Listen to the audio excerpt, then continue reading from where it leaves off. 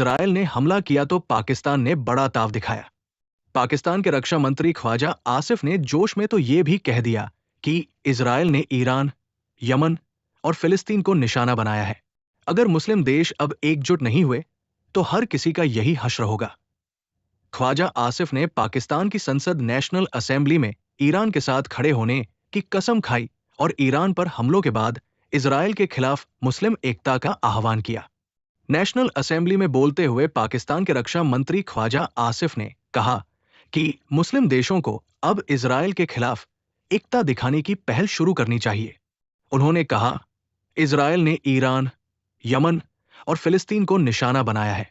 अगर मुस्लिम देश अब एकजुट नहीं हुए तो हर किसी का यही हश्र होगा। उन्होंने इजराइल के साथ राजनयिक संबंध रखने वाले मुस्लिम देशों से तुरंत संबंध खत्म करने का आग्रह किया और कहा कि इस्लामिक सहयोग संगठन OIC को एक संयुक्त रणनीति तैयार करने के लिए बैठक करनी चाहिए। आसिफ ने कहा कि पाकिस्तान के ईरान के साथ गहरे संबंध हैं और इस्लामाबाद इस मुश्किल समय में तेहरान के साथ खड़ा है।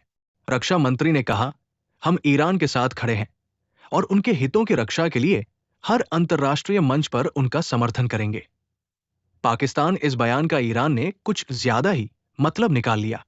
IRGC कमांडर और ईरान की राष्ट्रीय सुरक्षा परिषद के सदस्य जनरल मोहसिन रेजाई ने ईरानी सरकारी टेलीविजन पर कहा, पाकिस्तान ने हमें बताया है कि यदि इजराइल ईरान पर परमाणु बम का उपयोग करता है तो पाकिस्तान भी इजराइल पर परमाणु बम से हमला करेगा। रक्षा मंत्री और विदेश मंत्री को देनी पड़ी सफाई। ईरान द्वारा सार्वजनिक रूप से कहना कि उसे पाकिस्तान ने खास परिस्थितियों में परमाणु बम इस्तेमाल करने का भरोसा दिया है, बड़ी बात है। ये पाकिस्तान के न्यूक्लियर डॉक्ट्राइन में अहम बदलाव था, जहां पाकिस्तान एक दूसरे देशों की रक्षा के लिए अपने परमाणु बम का इस्तेमाल करने को राजी था। अंतर्राष्ट्रीय मीडिया में इस बयान के आते ही इस्लामाबाद इस बयान से पीछे हट गया। पाकिस्तान के रक्षा मंत्री ख्वाजा आसिफ ने ईरान के दावे को पूरी तरह खारिज कर दिया। ख्वाजा आसिफ ने कहा कि इस्लामाबाद ने इजराइल के खिलाफ परमाणु हमले की कोई बात नहीं की है। पाकिस्तान ने स्पष्ट किया कि उसका ऐसा कोई इरादा नहीं है। पाकिस्तान ने ईरान के प्रति समर्थन जरूर जताया है और इजराइल की कार्रवाइयों की निंदा की है, लेकिन परमाणु हमले की बात से पाकिस्तान पीछे हट गया। अब पाकिस्तान के विदेश मंत्री इशाक डार ने भी ईरानी जनरल के बयान पर सफाई दी है। इशाक डार ने संसद को बताया कि सोशल मीडिया पर एक वीडियो वायरल हो रहा है जिसमें एक ईरानी जनरल को यह कहते हुए दिखाया गया है कि अगर इजराइल ईरान पर परमाणु हमला करता है तो पाकिस्तान भी इजराइल पर परमाणु हथियारों से हमला करेगा। उन्होंने कहा कि यह गैरजिम्मेदाराना और झूठी खबर है। विदेश मंत्री ने कहा कि पाकिस्तान की परमाणु नीति 1998 से नहीं बदली है। उन्होंने ईरानी जनरल के बयान को खारिज करते हुए कहा कि हमारी तरफ से ऐसा कोई बयान नहीं दिया गया है, ये मनगढ़ंत था। उस समय भी हमने कहा था कि ये पाकिस्तान की घोषित नीति है, ये आत्मरक्षा के मकसद से है। इशाक डार ने यह भी कहा कि इजराइल पाकिस्तान की तरफ आंख उठाकर भी नहीं देख सकता। यूरोपियन लीडरशिप नेटवर्क के डॉक्टर ऋषि पॉल ने बताया कि पाकिस्तान एक परमाणु शक्ति होने के बावजूद सावधानी बरतता है, क्योंकि वो ईरान के साथ सीधे सैन्य टकराव या इजराइल अमेरिका के खिलाफ कार्रवाई से बचना चाहता है। ये विशेष रूप से तब महत्वपूर्ण है जब पाकिस्तान आर्थिक संकट से जूझ रहा हो और उसे पश्चिमी देशों से वित्तीय सहायता चाहिए। ट्रंप की मेहमानबाजी का आनंद ले रहे हैं आसिम मुनीर। गौरतलब है कि पाकिस्तान की ओर से परमाणु हमले से जुड़े हल्के बयान तब आ रहे हैं जब पाकिस्तान में शक्ति का सबसे बड़ा केंद्र अमेरिका में ट्रंप की मेहमानबाजी का लुत्फ उठा रहा है। ऑपरेशन सिंदूर के बाद फील्ड मार्शल के रूप में प्रमोट हो चुके आसिम मुनीर अभी एक सप्ताह के दौरे पर अमेरिका में हैं। वे अमेरिकी सीनेटरों से चर्चा कर रहे हैं और पाकिस्तान के पक्ष में पैरवी करने वाले थिंक टैंक से मुलाकातें कर रहे हैं।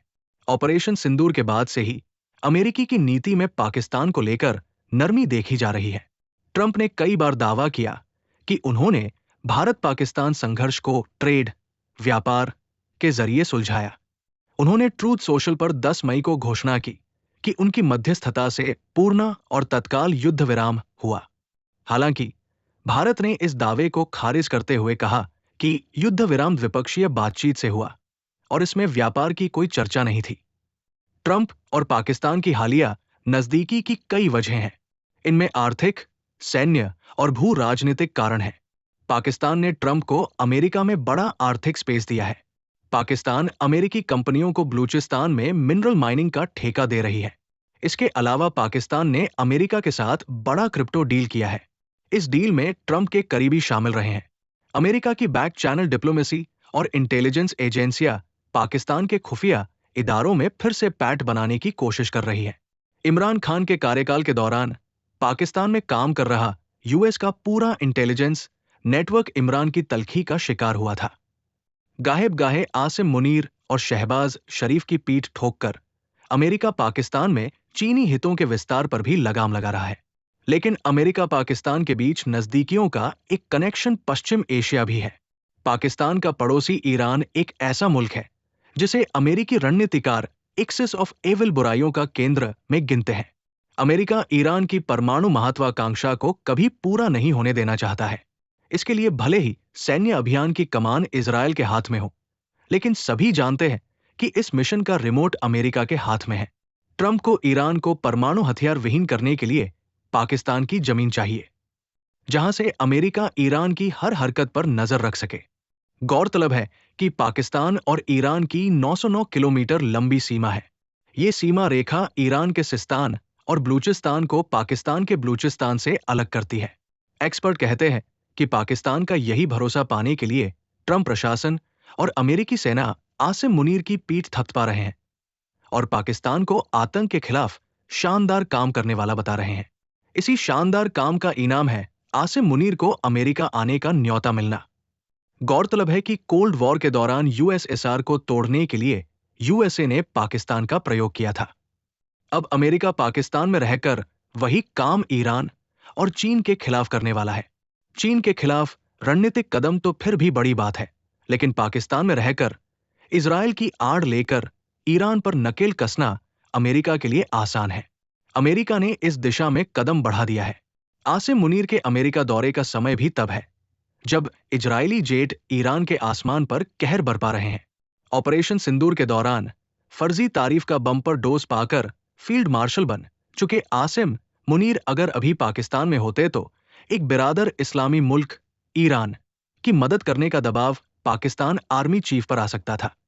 पाकिस्तान वैसे ही खुद को इस्लामी उम्मा का सदर पेश करने की कोशिश करता रहता है, लेकिन ऐन वक्त पर मुनीर की गैर मौजूदगी ने इस प्रश्न को ही खत्म कर दिया है। आसिम मुनीर को पुचकार कर अमेरिका ने लंबे समय से चल रहे ईरान के सवाल को अपने हक में सुलझाने का फैसला लिया है।